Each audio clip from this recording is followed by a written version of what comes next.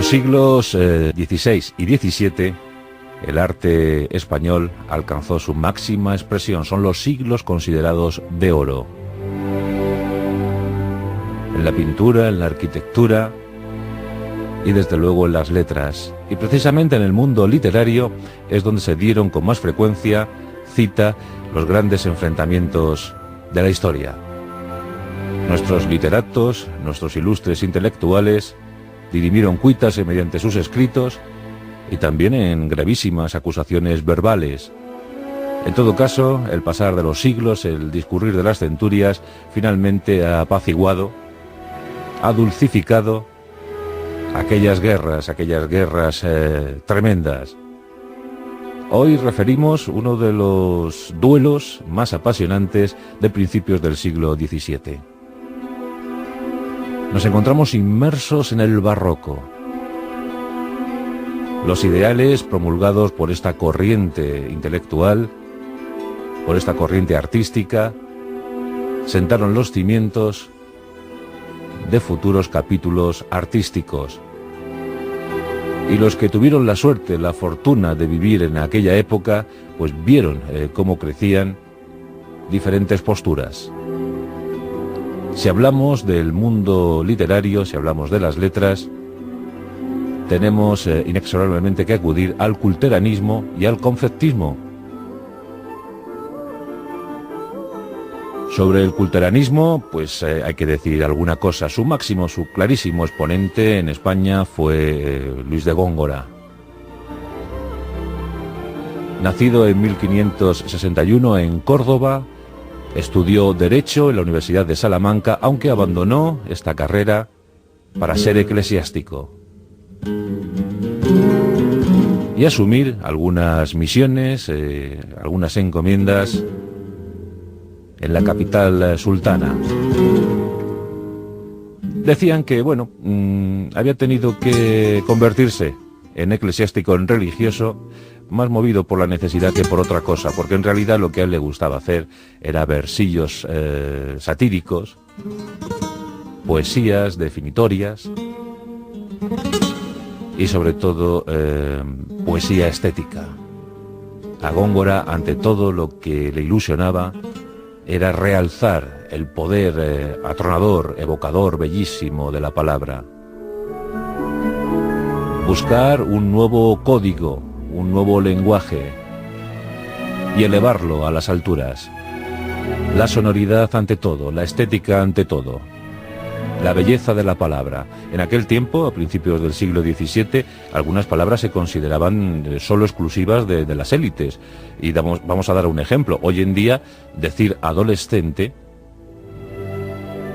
pues simplemente utilizar argot habitual, argot cotidiano. En cambio, a principios del siglo XVII, aquel que decía es un adolescente, a ese se le consideraba culto. Bueno, pues la búsqueda de estas nuevas palabras, acuñar nuevas palabras e insertarlas en las composiciones poéticas, eso era culteranismo, aunque posteriormente se llamó gongorismo, ya que Góngora era su máximo adalid.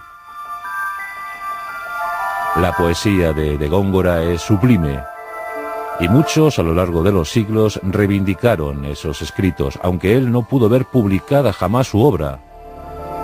Nadie confiaba en publicar esa obra. Góngora vivió 66 años, hasta 1627. Y desde luego, aunque intentó, como digo, pues ver su obra publicada y con tomos, fue realmente difícil. Góngora tuvo una vida tremenda. Le gustaba mucho dejarse llevar por los placeres mundanos, le entusiasmaba la fiesta de los toros y lo peor, estaba absolutamente entregado al juego de naipes. Y eso fue, en definitiva, su gran ruina, su enorme ruina. Nunca pudo rehacerse económicamente, ya que cuando conseguía alguna cantidad, enseguida viajaba a las tabernas, iba a los lugares de ocio, para jugarse esas monedas en una partida de cartas. Bueno, Pues estos son los aspectos cotidianos de Góngora. Y por otro lado tenemos a Francisco de Quevedo y Villegas, nacido en Madrid en septiembre de 1580. Quevedo estudió en las universidades de Alcalá de Henares y Valladolid. Ya veis que estos dos enemigos íntimos utilizaron las mejores aulas universitarias para acrecentar su enorme bagaje cultural. Y precisamente mientras Quevedo era estudiante de Valladolid, bueno, pues en ese tiempo, a principios del siglo XVII, en 1605-1607, comenzó la disputa. Comenzó la pelea encendida entre estos dos grandes de nuestras letras. Quevedo era conceptista. El conceptismo era el movimiento opuesto al culteranismo. Los conceptistas, desde luego, valoraban más la ideología que la estética. Los conceptistas reprobaban los malos usos, las malas costumbres de la época, la decadencia, la hipocresía social. Veían con amargura cómo se abrían paso oficios como el de mendigo. Y Quevedo inició una suerte de composiciones satíricas que desde luego fueron deliciosas y fueron notorias, muy notorias ya en su tiempo.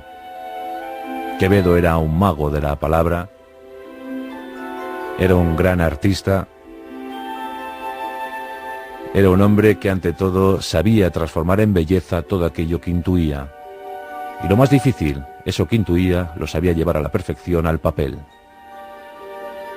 También de mal vivir, también siempre aferrado a un presunto fracaso, a una presunta ruina. Tuvo algunos valedores, como el duque de Osuna, pero también sufrió, debido a sus escritos, múltiples difamaciones, encierros penitenciarios y exilios forzosos. Pero a Quevedo le gustaba mucho esto de enfrentarse al prójimo, llegando incluso al insulto. Y en ese sentido, Góngora se prestaba porque Quevedo era gran opositor intelectual a los postulados de Góngora. Ahondó en la biografía personal de su enemigo y descubrió un presunto pasado judío, con lo cual empezó a escribir: Góngora nos presenta una poesía judaizante. Se metía mucho con los judíos, Quevedo. Pero que también hizo sorna, hizo mofa cruel de la afición desmedida de Góngora por los toros, por los placeres, por las mujeres y sobre todo por el juego de naipes. Góngora, ante estos ataques, pues se defendió diciendo que poco caso había de hacerse a un bufón lenguaraz con claras intenciones banales e infantiles. Quevedo sonrió ante esto y cínicamente siguió escribiendo. Se metía con la nariz de Góngora, con la indumentaria de Góngora, con las juergas nocturnas de Góngora. Un gran enfrentamiento. Pero desde luego, lo que nos dejaron escrito, sus legados, eso lo supera todo, supera cualquier disputa, cualquier enfrentamiento. Solo leer El Buscón de Francisco Quevedo ya merece la pena, ya le exime de cualquier culpa, ya se le perdona, se le concede el indulto. Hubo una reunión de intelectuales en aquella época y sometieron a juicio sumarísimo a Quevedo. Le llamaron protodiablo y le condenaron moralmente. En cuanto a Góngora, ¿qué decir de su célebre trabajo Soledades? En todo caso, los dos autores son altamente recomendables. Desde aquí, solicitamos encarecidamente que en algún momento busquéis estos libros deliciosos del siglo XVII y que disfrutéis con su lectura. Como sabéis, Quevedo falleció en Villanueva de los Infantes, ese pretendido lugar de donde partió un tal don Alonso Quijano, el Quijote. Parece que ese es el lugar de cuyo nombre no se quería acordar don Miguel de Cervantes y Saavedra. Pues Quevedo falleció en Villanueva de los Infantes, a la edad de 65 años, en 1645. Pero ya ves, aunque había una enorme distancia generacional, pues prácticamente se llevaban 19 años. Góngora era 19 años mayor que Quevedo, pero eso no les privó de encendidos combates. Y al fin y al cabo, eso nos ha enriquecido a todos y hoy les podemos seguir saboreando. En nuestros enemigos íntimos de la historia, Francisco de Quevedo y Villegas versus Luis de Góngora.